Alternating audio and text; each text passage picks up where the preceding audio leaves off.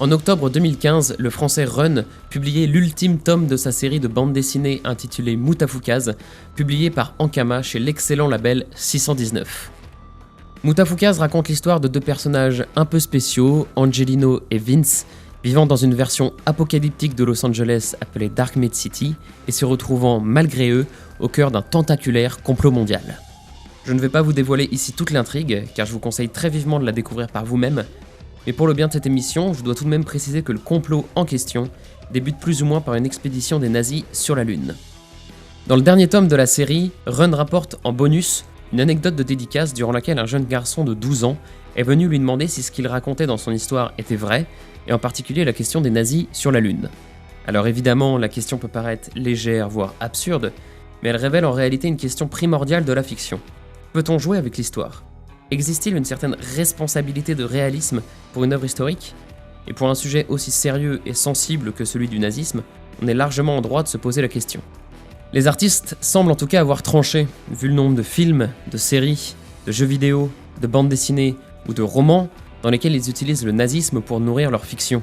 De ce point de vue, l'occultisme nazi est devenu l'un des ressorts scénaristiques les plus éculés dans notre culture contemporaine, mais à force de manipulation et de récupération politique, il est devenu un mythe tenace dont il est difficile de démêler le vrai du faux, l'historique de la fiction. Aujourd'hui, je vous propose donc de revenir sur différents faits historiques de ce phénomène au travers de deux œuvres majeures, la saga cinématographique Indiana Jones et la série de comics Hellboy. Mais avant ça, vous n'échapperez pas à un petit peu de définition. Alors, selon mon petit Larousse, occultisme vient du latin occultus, signifiant caché, secret. Le terme fait son apparition en France pendant la première moitié du XIXe siècle, et l'on pourrait aujourd'hui définir l'expression comme l'ensemble des théories et pratiques portant sur la connaissance de ce qui est caché. Alors pour faire simple, pour les occultistes, il existe un ensemble de forces, de fluides et d'esprits qui régissent un monde invisible imbriqué dans le monde visible qui nous entoure.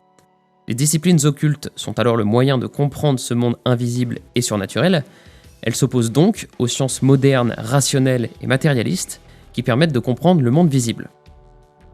Pour ce qui est du nazisme, je ne vais pas vous faire une définition en long, en large et en travers, beaucoup la feront tout aussi bien que moi, mais je souhaitais juste revenir sur un point qui me paraît essentiel, la différence entre le nazisme et l'hitlérisme. Après 1945, des historiens allemands ont cherché à disculper le peuple allemand en affirmant que le nazisme était dû à la volonté unique d'Adolf Hitler. Aujourd'hui, l'interprétation dominante menée par le courant dit des fonctionnalistes a démontré que le nazisme s'expliquait davantage par le mode de fonctionnement du Troisième Reich et les réactions de la société, plutôt que par la personnalité propre d'Hitler. Qu'est-ce que ça signifie ?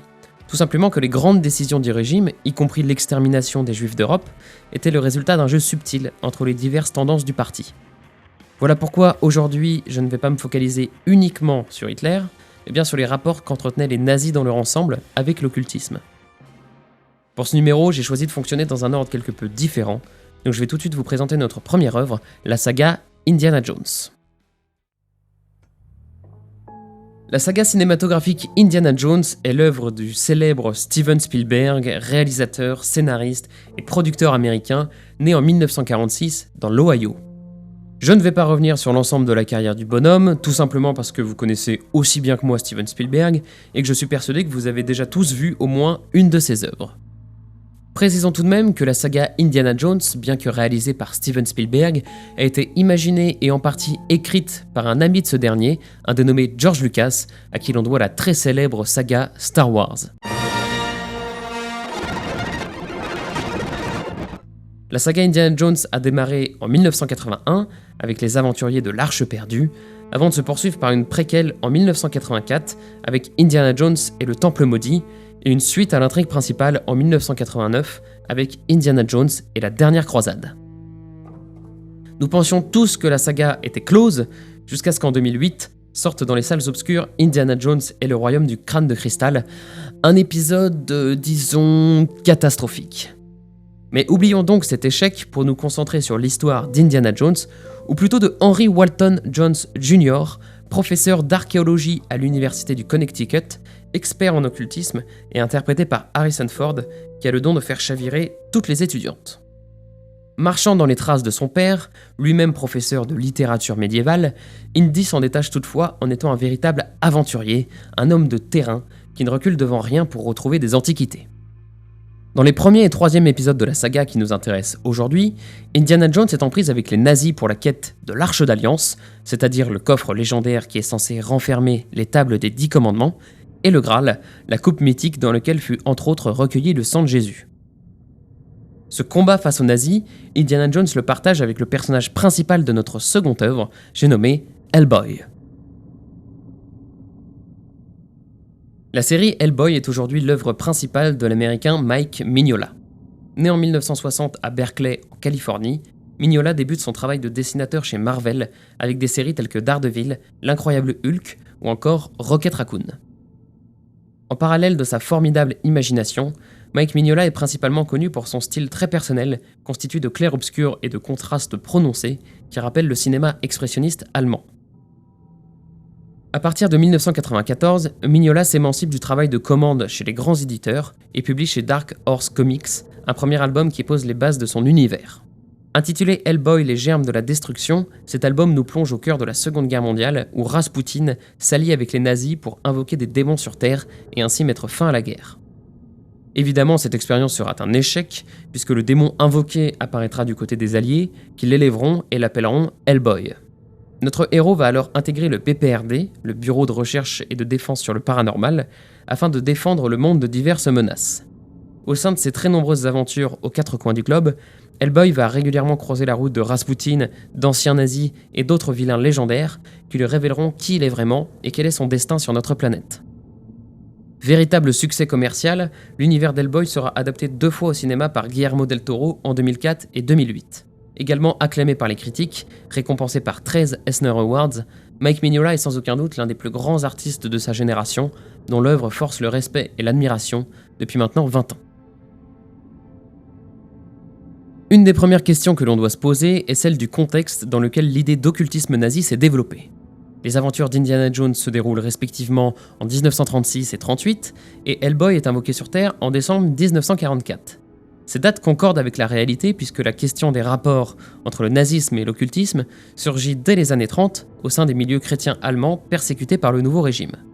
Hitler y est alors perçu comme un mage noir initié aux doctrines occultes, proche de ce que l'on pourrait appeler aujourd'hui une figure satanique. On retrouve d'ailleurs cette problématique de l'appartenance d'Hitler au réseau occulte dans le premier volet de la saga Indiana Jones.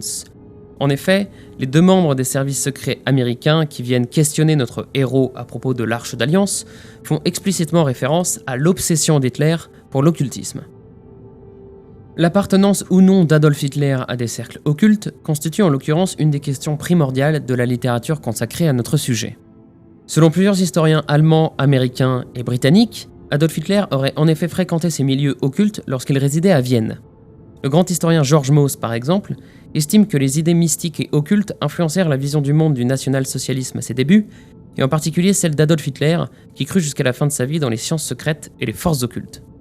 Pourtant, Hitler écrit dans Mein Kampf à propos de ces milieux « J'ai trop bien appris à connaître ces gens-là pour que leur misérable comédie ne m'inspire pas le plus profond dégoût. » Il joindra d'ailleurs l'acte à la parole lorsqu'il dirigera le Troisième Reich, puisque des publications occultes seront interdites et certaines organisations dissoutes. On peut donc conclure qu'Hitler a fréquenté ce milieu pour s'en éloigner par la suite et finalement le rejeter complètement. Mais comme je l'expliquais en définition, le nazisme n'est pas l'hitlérisme. On retrouve alors à plusieurs reprises dans nos œuvres des dirigeants et sympathisants proches d'Hitler et adeptes des théories occultes. Ces individus, que l'on associe souvent à une sorte d'aristocratie nazie, forment l'archétype de l'ennemi que vont affronter Indiana Jones et Hellboy au cours de leurs aventures. Que ce soit René Belloc, Walter Donovan ou Elsa Schneider pour Indiana Jones, ou le général Von Krupt, Elsa Hofstein ou le très populaire Cronen pour Hellboy, ces personnages ont un but bien particulier. Ils sont là pour donner du corps, pour officialiser, pour légitimer la présence des nazis dans ces fictions historiques. Alors, si Hitler s'est éloigné des milieux occultes, qu'en est-il des autres membres du parti ? Il est aujourd'hui indéniable que certains responsables nazis eurent des penchants occultes, et les plus connus sont sans aucun doute Rudolf Hess et Heinrich Himmler. Rudolf Hess fut l'inspirateur en grande partie de Mein Kampf et numéro 2 du régime nazi jusqu'à son départ pour la Grande-Bretagne en 1941. Il possédait un certain goût pour l'occultisme, l'astrologie et les médecines parallèles. Heinrich Himmler, quant à lui chef de la SS, se passionnait également pour l'occultisme, la mystique du sang, les runes, les symboles religieux, la réincarnation ou encore l'Atlantide. Finalement, un nombre restreint de responsables nazis manifestèrent un intérêt pour l'occultisme, ce qui ne permet pas de faire du national-socialisme un mouvement occulte en tant que tel. De plus, beaucoup de responsables nazis considéraient les lubies de Himmler avec un certain mépris. Dans nos fictions, ces dignitaires sont souvent associés à des sociétés secrètes. Il s'agit d'un ressort scénaristique particulièrement utilisé, entre autres, par Mike Mignola. Dans le comics Hellboy, Rasputin fait office de guide qui initie secrètement certaines personnalités nazies à des pratiques et doctrines occultes. Dans le premier film adapté de la bande dessinée, la société Thulé est même explicitement citée comme étant à l'origine des racines occultes du nazisme. Cette pratique scénaristique s'explique par la volonté des auteurs de jouer et modifier l'histoire. Leurs intrigues doivent donc être innovantes et inconnues du grand public, ce que permet bien évidemment une société dite secrète. La célèbre société Thulé était un groupe politico-culturel d'extrême droite basé à Munich et fondé en août 1918. Cette société possédait une idéologie raciste, nationaliste, anticommuniste, anti-républicaine et antisémite. Que l'on soit bien clair, il ne s'agissait aucunement d'une société secrète au pouvoir étendu sur tout le pays, mais plutôt d'une de ces innombrables sociétés racistes qui se multiplièrent en Allemagne après la défaite de 1918. À l'image du film Hellboy, on peut régulièrement lire que la société Thulé fut le point de naissance primordial du nazisme. Certes, Rudolf Hess et Alfred Rosenberg, théoriciens du régime, furent tous deux membres de cette société, mais en réalité, elle eut une importance assez anecdotique sur l'idéologie du parti. Si la société Thulé n'avait pas existé, ces nazis auraient rejoint une autre structure de la mouvance nationaliste de l'époque. Dans nos œuvres, ces sociétés et personnages se rassemblent très souvent dans un type de lieu bien précis, des châteaux. On retrouve ici une des esthétiques clés de nos fictions. De grands châteaux, encore en activité pour Indiana Jones, abandonnés et à demi effondrés dans le cas d'Hellboy, perdus dans les montagnes bavaroises, arborant des runes et des symboles païens ou nazis, et comportant tout un dédale de salles sombres et mystérieuses. Si pour Indy ces châteaux sont bien souvent de simples repères ou bases militaires où se réunissent les nazis, le cas d'Hellboy est quelque peu différent. En effet, ces lieux sont bien souvent pour lui l'occasion de découvrir des centres de recherche scientifiques nazis, cachés de tous, composés de pseudo-scientifiques qui cherchent à trouver un artefact pour faire revivre le Troisième Reich ou une technologie ancestrale permettant d'optimiser ses forces militaires. Ce fantasme de donjons et de forteresses ne sort pas de nulle part. En effet, Himmler tenta de transformer la SS en une sorte d'ordre chevaleresque à la sauce Moyen-Âge, dont la vitrine fut le château de Wewelsburg, en Westphalie. Restauré dans les années 30 avec du granit bleuté entourant portes et fenêtres, de gigantesques tapisseries, des bibliothèques de chênes massifs, de hautes statues de marbre et des soleils noirs, ce château était en quelque sorte la maison mère de la SS, mais également un centre de recherche pour l'Ahnenerbe. Fondé en 1935 puis intégré à la SS en 1940, l'Ahnenerbe, ou la Société pour la recherche et l'enseignement sur l'héritage ancestral, comportait plus de 70 cellules de recherche. L'Institut employait un nombre important de chercheurs venant de milieux occultistes, qui produisirent de nombreuses affabulations raciologiques, mais également quelques scientifiques de renom, dont un certain nombre d'archéologues allemands qui apportèrent à Himmler une caution scientifique de chercheurs de réputation internationale. Un des objectifs phares de l'Institut était entre autres la recherche de l'Atlantide, qui aurait permis de prouver que les Ariens descendaient des Atlantes. Ce faisant, les origines germaniques auraient été autonomisées de la filiation biblique, démontrant la supériorité germanique sur les religions abrahamiques. Il existait donc une volonté de la part d'Himmler de donner à l'idéologie nazie une aura d'antiquité germanique. Enfin, le comics Hellboy possède un fort aspect religieux et plus particulièrement païen, que ce soit au travers de son personnage principal évidemment, mais également au travers de mythes, de légendes, de personnages ou de lieux. Ce paganisme est entre autres associé aux nazis au sein du comics, et malheureusement, cette idée est de plus en plus répandue. Ce supposé néopaganisme nazi, principalement répandu par des auteurs évoluant dans le milieu de l'histoire mystérieuse, a façonné une fausse image que nous avons aujourd'hui de la SS et du nazisme, avec l'existence de rites initiatiques, de symboles complexes et de cérémonies néo-païennes. En réalité, il n'en est rien. Certes, les nazis firent souvent référence à des ancêtres germaniques, mais il s'agit davantage de récupération nationaliste, à l'image de Vichy avec Vercingétorix ou de Mussolini avec la Rome antique. De plus, les néo-païens furent persécutés par le régime. Le paganisme de la SS se résume finalement à l'utilisation de runes armanistes sur les uniformes, les drapeaux, dagues et médailles, dont la célèbre rune Zig du double S. Cette fascination pour les runes est d'ailleurs bien présente dans le travail de Mike Mignola, qui découpe régulièrement ses planches afin de mettre en avant certains petits détails. Finalement, si Himmler s'intéressa au néopaganisme, cela ne fait en aucun cas du national-socialisme une organisation païenne.